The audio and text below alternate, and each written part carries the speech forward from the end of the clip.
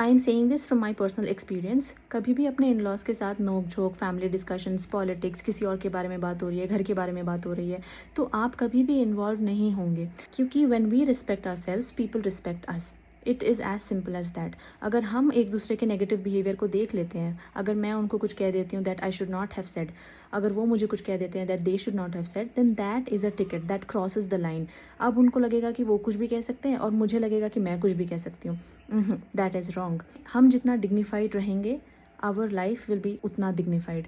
अगर हम ही नोक झोंक में दिन भर बातें करते रहते हैं, इसने ये बोला, उसने बोला, आपने कल वो क्यों बोला, अगर मैं उनको कुछ कह देती हूँ, देन वो उनको भी चांस देता है मुझे कुछ कहने के लिए।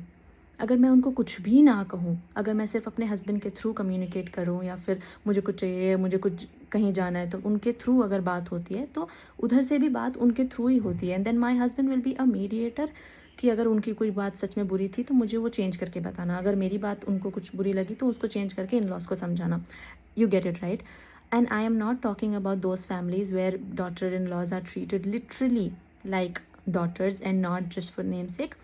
लिटरली अगर इतनी ओपनली डिस्कशंस होते हैं, ओपन बातें हैं, हंसी मजाक खुश, then that is a different family.